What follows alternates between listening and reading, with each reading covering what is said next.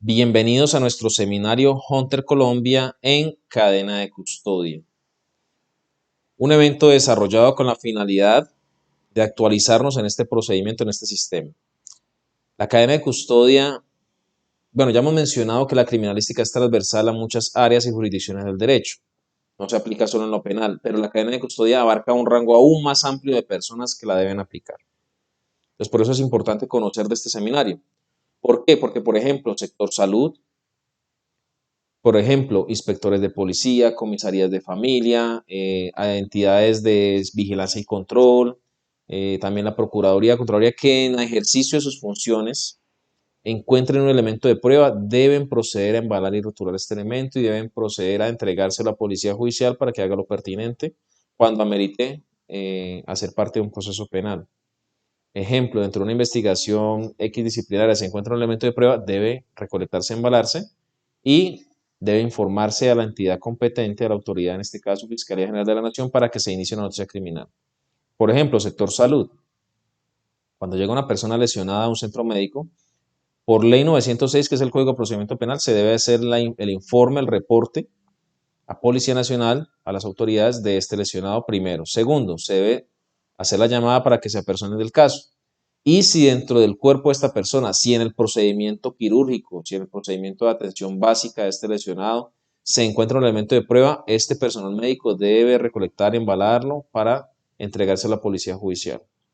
Si es una víctima de agresión sexual, debe hacerse primero que todo activar la ruta para víctimas de agresión sexual, primero la víctima sobre todo, pero también los elementos, en este caso específicamente evidencia genética que se pueda recolectar, debe ser muy cuidada, muy preservada y debe informarse a la autoridad competente para que en el tiempo posible, en el tiempo de la distancia, recolecten esa evidencia y se haga el trámite con los laboratorios a que corresponde, en este caso genética forense.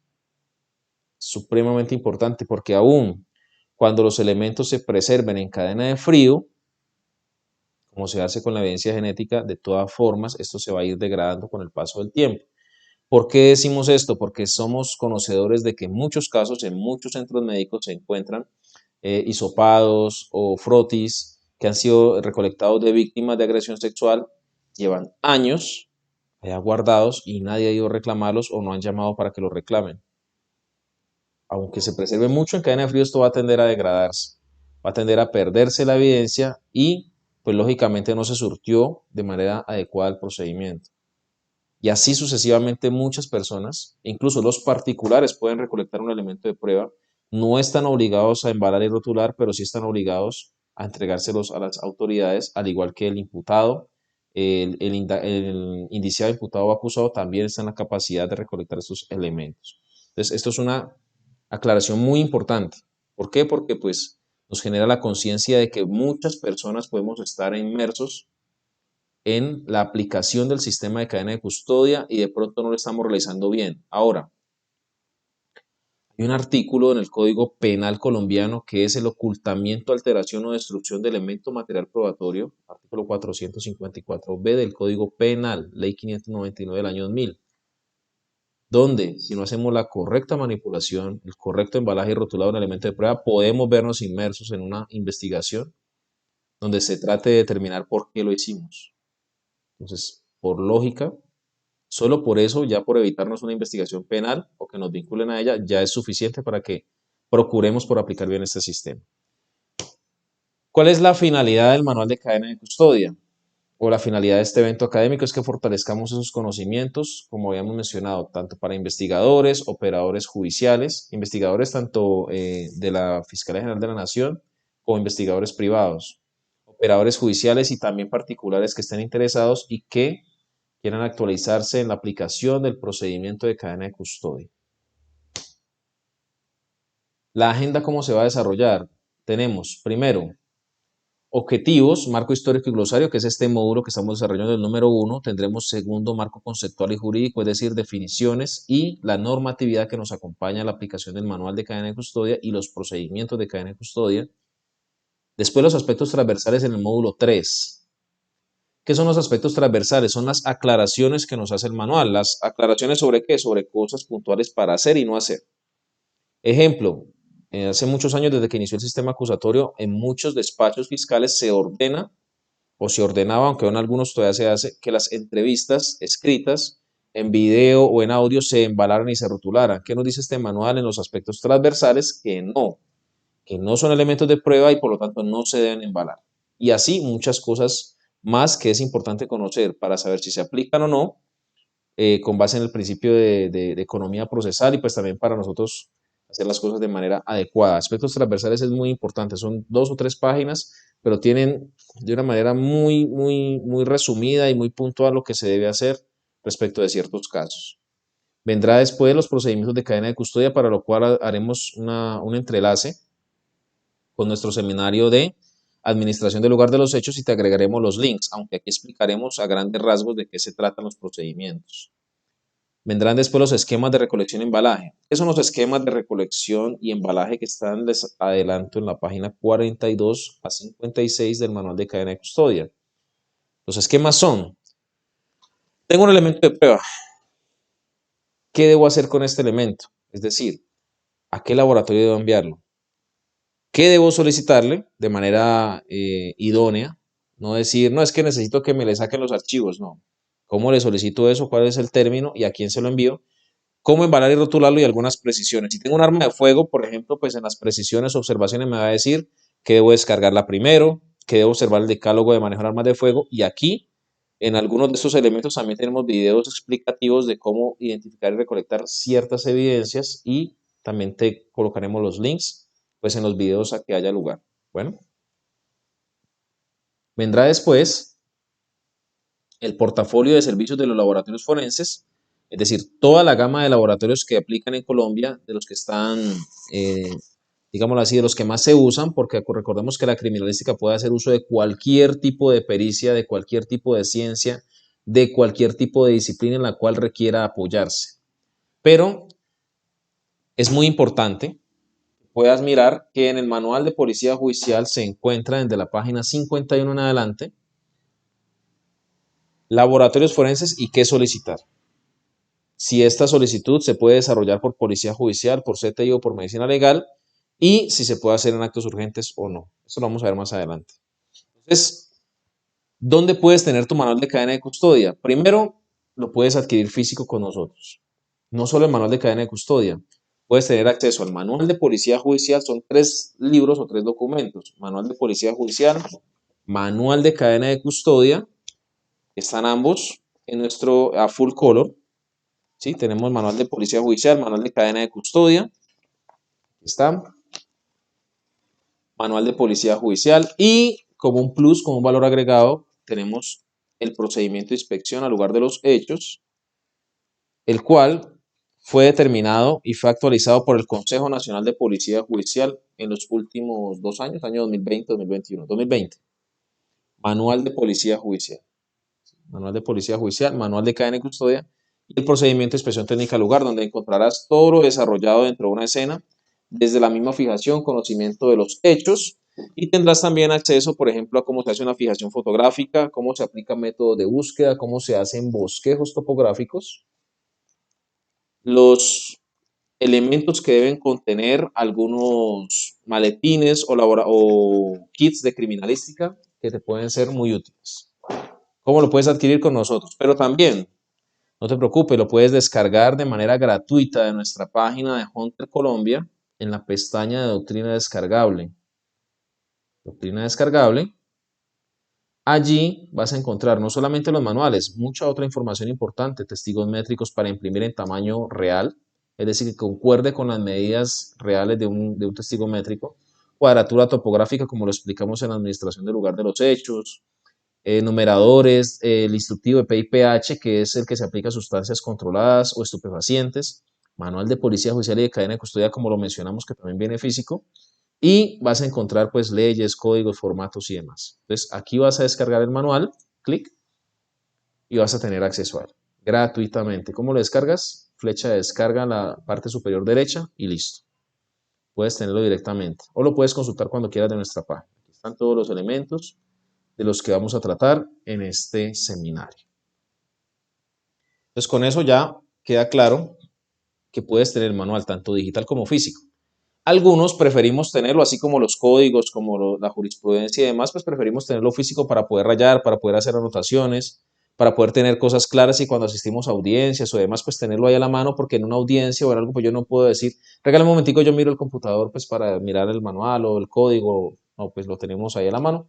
Por eso, pues en el manual nosotros hacemos las subrayar, rayar, anotaciones, apuntes, para poder estar a la mano. Si sale una jurisprudencia que actualiza X artículo, pues lo apuntaremos ahí para tenerlo muy presente. Vendrá después el módulo 7, que son los formatos de cadena de custodia, donde también haremos un traslado en parte a unos videos donde explicamos muy claramente cómo se diligencian estos formatos, pero también lo haremos de manera física para mostrar cómo se hace. Sobre estos formatos de cadena de custodia se hicieron unas actualizaciones, estamos en versión 4 y eso tiene unas claridades que hay que tener muy presente para no equivocarnos, porque si no, no nos van a recibir los elementos en los almacenes de evidencia. Vendrá el módulo 8, que es el ejercicio de recolección y embalaje de elementos de prueba, donde mostraremos paso a paso cómo se recolectan y se embalan algunos tipos de evidencia, no todos, porque pues es muy complejo, pero sí trataremos de mostrarles, por ejemplo, cómo se recolecta un arma de fuego, que es de lo que más se ubica, un arma cortopunzante, que son similares, van a la par, por ejemplo, una USB o una evidencia magnética o electrónica. Entonces, cómo se procede a embalar esta evidencia y algunas cosas que les van a ser muy útiles para su ejercicio, tanto profesional, laboral como académico. Finalmente, tendremos el módulo de recomendaciones prácticas y conclusiones. En recomendaciones prácticas, esto va muy de la mano con la experiencia con la que contamos los integrantes y socios de la empresa Hunter Colombia. ¿Por qué? Porque además de que somos profesionales, algunos en derecho, en mi caso de investigación criminal y tecnólogo en criminalística, pues contamos con más de 20 años de experiencia en el sector público, en la parte investigativa. Entonces, esto nos ha permitido por muchos años estar en contacto con elementos de prueba, con procedimientos, con técnicas, y pues con base en la experiencia uno puede hacer algunas recomendaciones que son muy útiles, primero para hacer bien las cosas y segundo para hacerlas más rápido. Los que somos conocedores de la investigación criminal y de los procedimientos criminalísticos sabemos que esos son factores importantísimos, son los factores, diría yo, más relevantes al momento de atender un caso. ¿Por qué? Hacerlo bien, pero hacerlo rápido. Si lo hacemos rápido, solamente podemos pecar por hacer las cosas mal. Entonces, conocer bien los paso a paso de las cosas, conocer bien que si aquí debo mejorar esto, o puedo saltar aquí para mejorar esto, o para avanzar más rápido, pues puedo utilizarlo. Entonces, esto lo vamos a hacer con base en nuestra experiencia y también en la experiencia de algunas personas conocedoras del tema y ajustado a la normatividad, ajustado a los procedimientos. Entonces, este último modo y las conclusiones, pues del evento académico, finalizando con el procedimiento de certificación para las personas que quieran acceder a esto. Arrancaremos entonces con los objetivos, el alcance, el marco histórico, abreviaciones y glosario. Primero, abreviaciones. ¿Por qué son importantes las abreviaciones? Porque se utilizan mucho en los informes de policía judicial, en los programas metodológicos, en las noticias criminales. Entonces tenemos, por ejemplo, que PJ es policía judicial, MPIF, elemento material de prueba y evidencia física. Estas abreviaciones las seguiremos utilizando a lo largo del seminario y también vienen en los formatos y en los procedimientos. LH, lugar de los hechos. Si decimos ITLH, es inspección técnica, lugar de los hechos. ITC, inspección técnica cadáver. FPJ, son los formatos de policía judicial estandarizados por el Consejo Nacional de Policía Judicial, que como punto, como observación de relevancia, fueron actualizados en su última etapa en agosto del año pasado, del 2022, donde se modificaron 10 formatos con base en enfoque inclusivo diferencial. Fiscalía General de la Nación, ente acusador, persecutor de delito, PIPH, prueba de identificación preliminar homologada, es un concepto con el que casi no estamos relacionados, que son aquellas pruebas preliminares que se aplican a sustancias estupefacientes en sus diferentes modalidades, sean alcaloides, comprimidos, sean alcoholes, etcétera, o precursores químicos que sirven para procesar estas sustancias. Todo esto con base en el acuerdo 002 del año 1999 que nos da primero una guía y un instructivo y unos formatos para su aplicación. Estos formatos también los pueden descargar de nuestra página de Hunter, como pudieron ver en la parte de doctrina descargable. INMLCF es el Instituto Nacional de Medicina Legal y Ciencias Forenses, descrito en el artículo 204 del Código de Procedimiento Penal como órgano de apoyo técnico-científico a la investigación. Órgano de apoyo técnico-científico a la investigación penal. De ahí se encuentran pues muchos laboratorios forenses de los que hacen uso no solamente la parte acusadora, sino también, por ejemplo, defensores. También, por ejemplo, para demandas por contencioso administrativo contra el Estado, donde se necesita alguna valoración de secuelas, etc. El glosario. Destrucción de bienes es la actividad que se desarrolla una vez que se ha dispuesto finalmente sobre el elemento de prueba por la autoridad competente. Acordonamiento es el ejercicio de aislar la escena para que personas ajenas no ingresen y se pueda procesar con el mínimo de contaminación. Bioseguridad hace referencia a todas aquellas medidas universales de protección de las personas, tanto de aspectos físicos, químicos, biológicos, radioactivos, que puedan afectar no solamente la escena, sino a las personas que la intervienen. Por eso es importantísimo utilizar los trajes de bioseguridad, tapabocas, monogafas, utilizar, si es requerible, polainas o zapatones. Los zapatones vienen incluidos en el traje, pero hay unos que son de protección mayor, por ejemplo, para golpes. Guantes, en especial de nitrilo, en la medida de la posibilidad por su resistencia. Y las demás que se consideren necesarias. ¿Por qué? Porque lo primero que debo preservar es mi seguridad para poder, si ingreso a atender personas en el sitio, pues darles una debida atención. Y segundo, para procesar bien los elementos y no hacer una contaminación exógena, que es el término, es decir, aquella que traemos de afuera.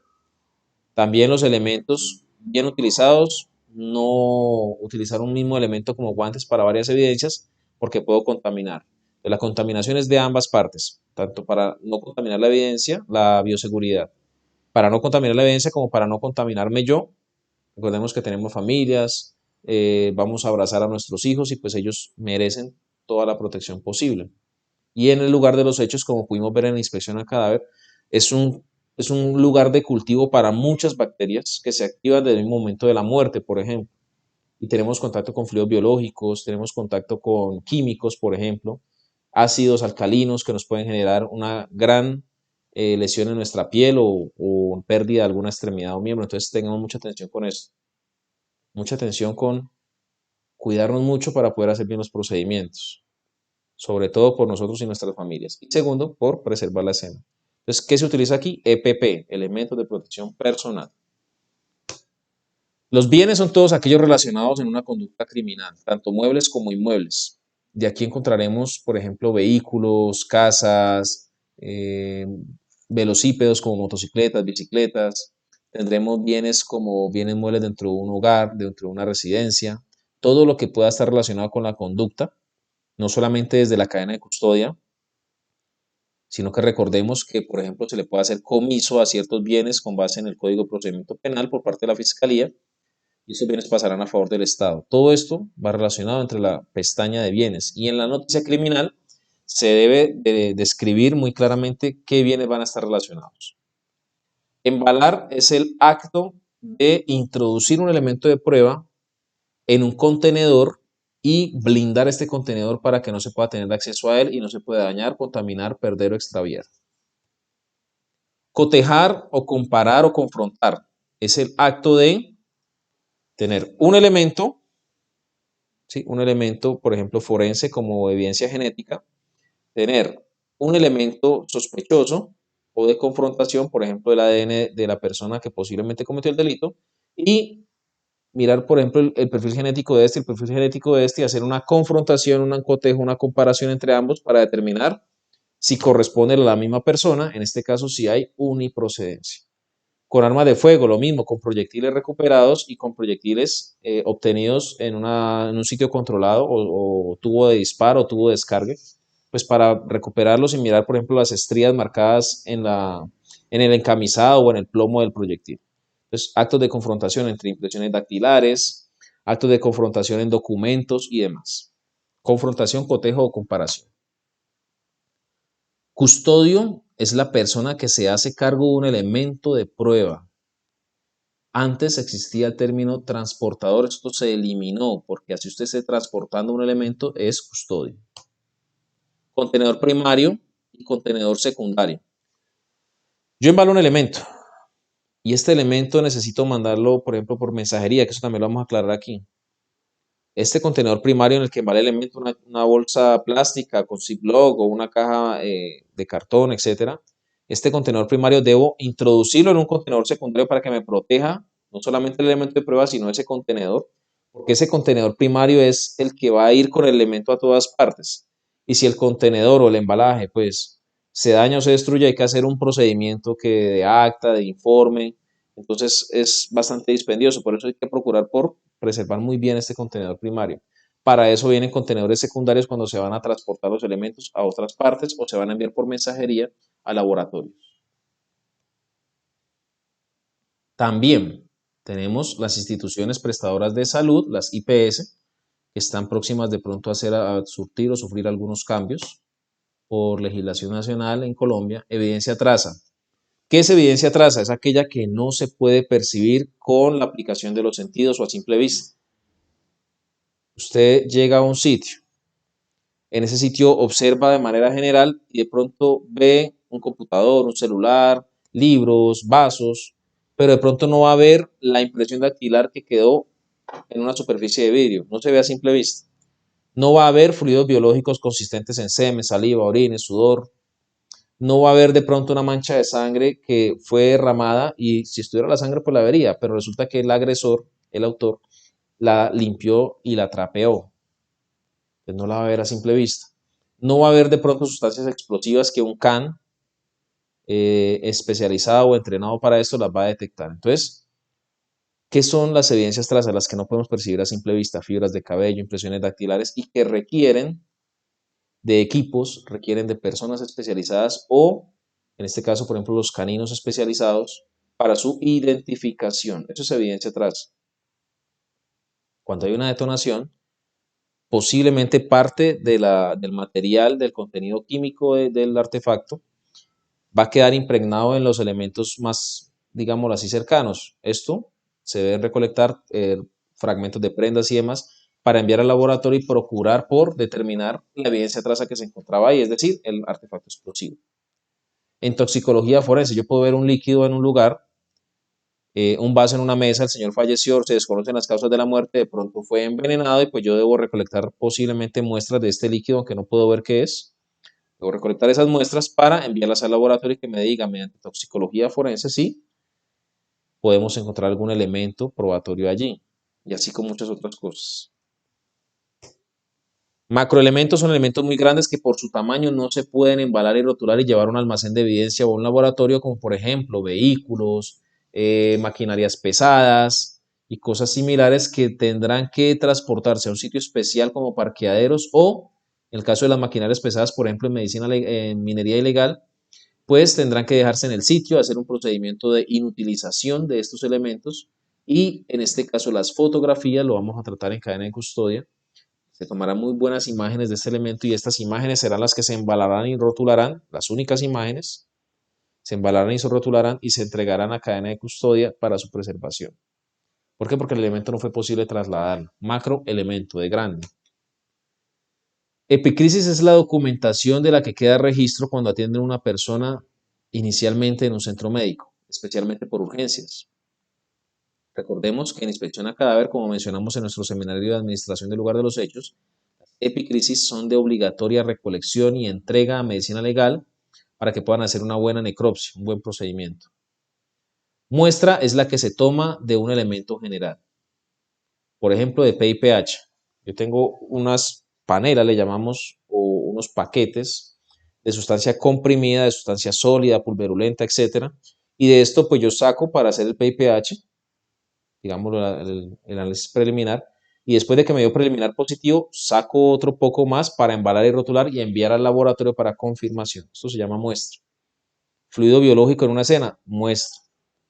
Que encontramos un artefacto explosivo, también se sacan muestras para enviar, porque pues, o si se puede, lógicamente, porque si no hay que proceder a la inutilización del elemento, a la destrucción o demás, y no va a permitir la toma de muestras. De todo lo que se pueda y se deba tomar muestras, hay que procurar por hacerlo.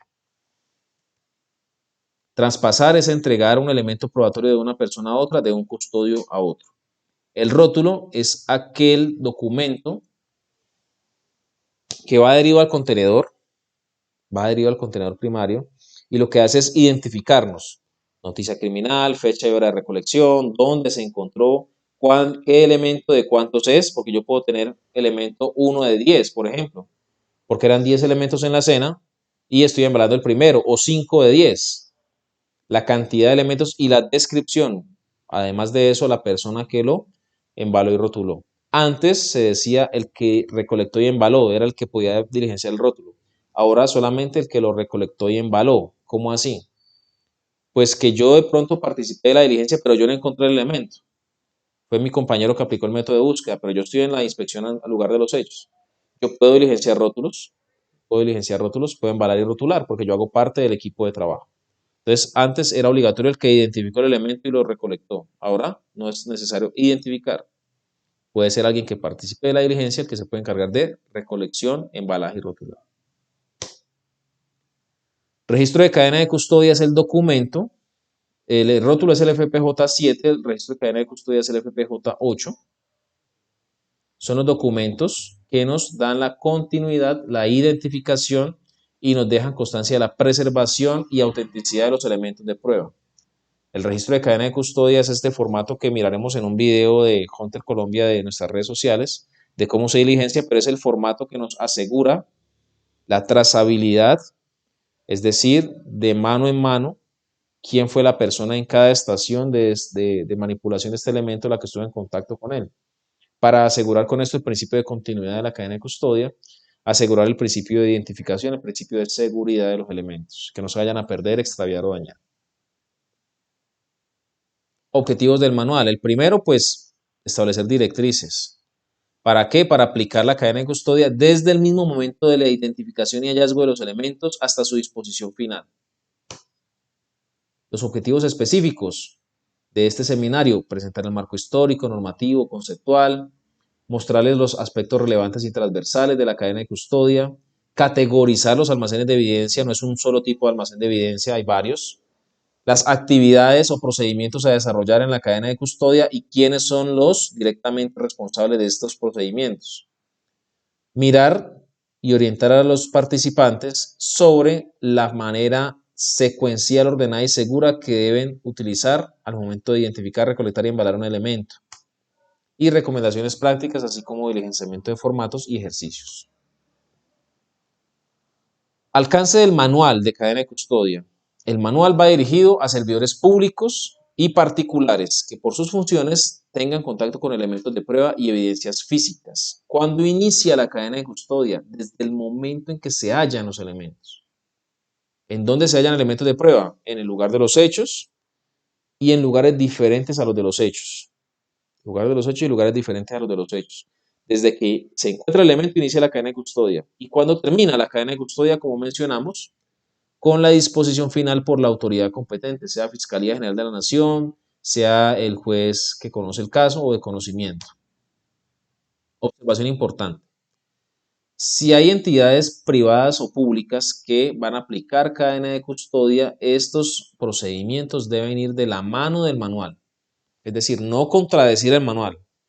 Como investigadores privados, nosotros hacemos cadena de custodia desde nuestra empresa Hunter Colombia, desde el área de investigación privada. Pero podemos desarrollar formatos, siempre y cuando vayan acorde a los formatos de cadena de custodia. Podemos desarrollar procedimientos recomendados, pero estos procedimientos deben ir de la mano de la cadena de custodia. Yo no puedo decir que la cadena de custodia inicia cuando tomo la foto del elemento, por ejemplo, porque iría en contra del manual de cadena de custodia. Yo no puedo decir, por ejemplo, que la manera de recolectar un arma de fuego es en una bolsa plástica. ¿Por qué? Porque la cadena de custodia me está diciendo que es en una caja de cartón, al igual que, por ejemplo, un arma corto punzante. Yo no puedo decir que al pasarle un elemento magnético o electrónico a una evidencia digital no se va a dañar, entonces que yo lo puedo hacer sin problema porque la cadena de custodia me lo está aclarando. Y aparte de eso, pues la lógica en la utilización debida de estos elementos. Entonces, yo puedo utilizar procedimientos, puedo utilizar formatos siempre y cuando vayan de la mano de la cadena de custodia. Esto es lo que nos dice el manual. Marco histórico. de la cadena de custodia nos dice que arrancó en 1990, se hizo la primera referencia a cadena de custodia con el decreto reglamentario 786 de autopsias. Luego de esto, en el año 2000, con la ley 600 del 2000, la ley 600 del 2000 fue una ley de transición, fue un código de procedimiento penal de transición que se implementó entre el año 2000 y el 2004 mientras salió la ley 906. Algunos investigadores, como en el caso particular, tuvimos la oportunidad de trabajar con la ley 600 y también con la ley 906. En la cadena de custodia de la ley 600 era algo muy peculiar. No estaban bien desarrollados los procedimientos, entonces uno tenía que imprimir la cadena de custodia y hacer 3 copias de la cadena de custodia original y 2 copias porque las copias se quedan en el proceso. O sea que no había como esa exclusividad de que el registro iba solo con el elemento y ese era el que se hacía, ¿no? La cadena de custodia en ese tiempo se la recibía uno el fiscal o el asistente de fiscal, no la entregaba uno en almacenes de evidencia. Y no había necesidad de hacer un embalaje tan complejo, sino que se metía en una bolsa, por ejemplo, se le clicaba, se le enganchaba la cadena de custodia, no existía rótulo, solo formato de cadena de custodia, por ejemplo, o no se utilizaba mucho el rótulo, y eso se le entregaba al asistente o al fiscal. Y le hacían un recibido a uno porque quedaba original y copia en la fiscalía, y uno de los formatos de cadena de custodia impreso le quedaba a uno, entonces ahí le hacían el recibido. Entonces no era como una aplicación tan idónea, podríamos decir, pero pues, por lo menos tuvo sus primeros inicios. Lo importante de aquí que fue que en esta ley se le empezó a dar la orden a la Fiscalía General de la Nación para que desarrollara esos procedimientos, desarrollara esas técnicas y esos formatos, todo lo que permitiera precisamente una debida aplicación de la cadena de custodia.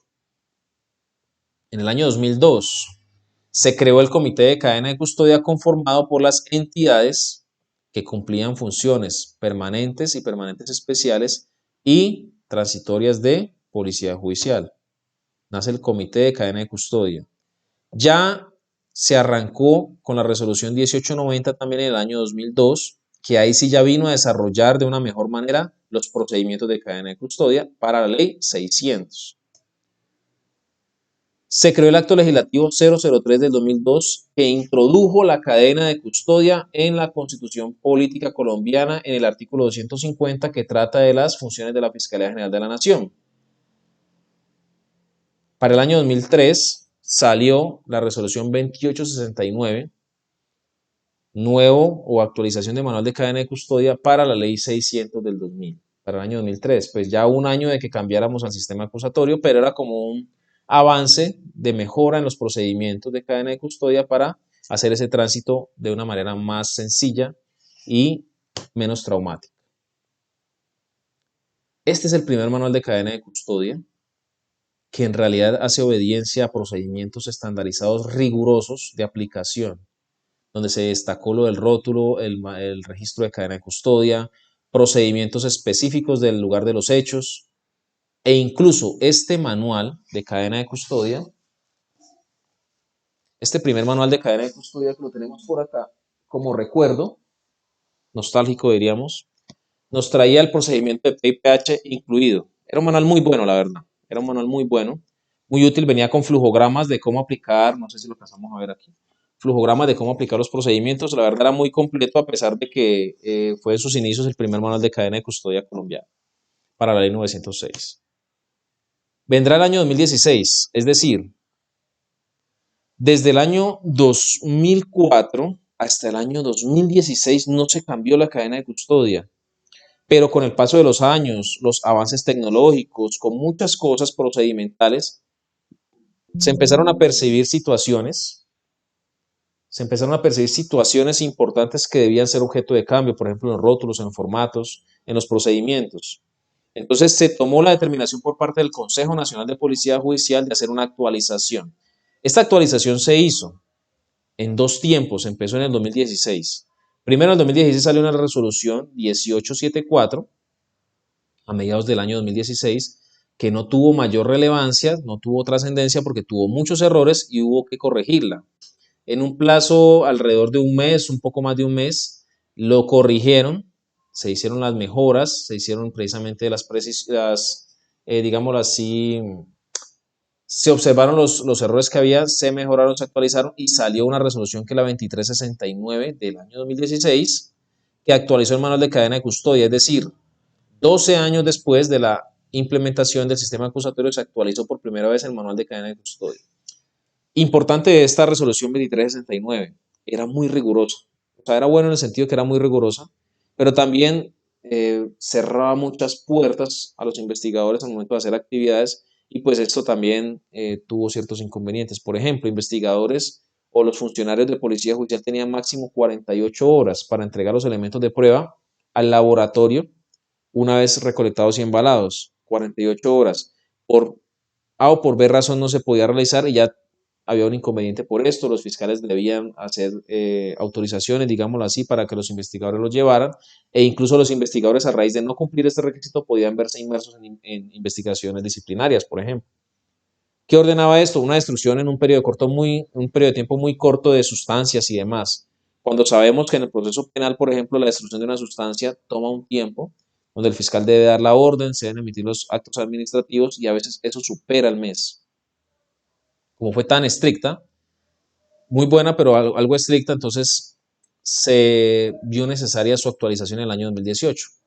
No solo por eso, ¿no? Sino por muchas cosas más procedimentales y demás, pero eso también fue algo de algunas cosas buenas que cambiaron del manual, un poco más flexible en su aplicación. Algo importante de la 2369, se cambió el término primer respondiente por primer responsable desde la 2369 del 2016. Ya no se habla de primer respondiente, sino primer responsable.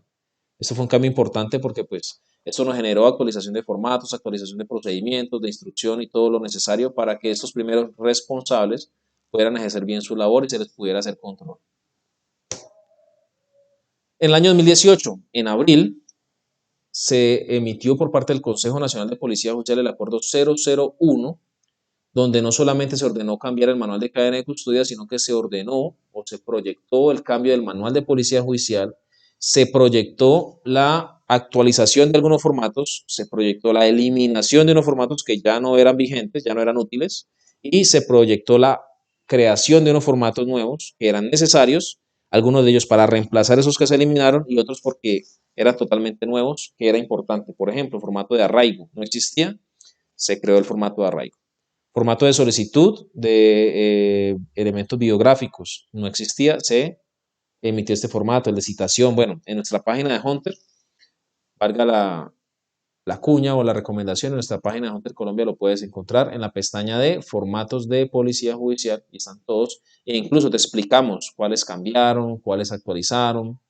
Aquí están los últimos 10 que se actualizaron en agosto del año pasado. Antes de eso, los que se actualizaron en el año 2018 y por qué, los que se eliminaron y los que se crearon.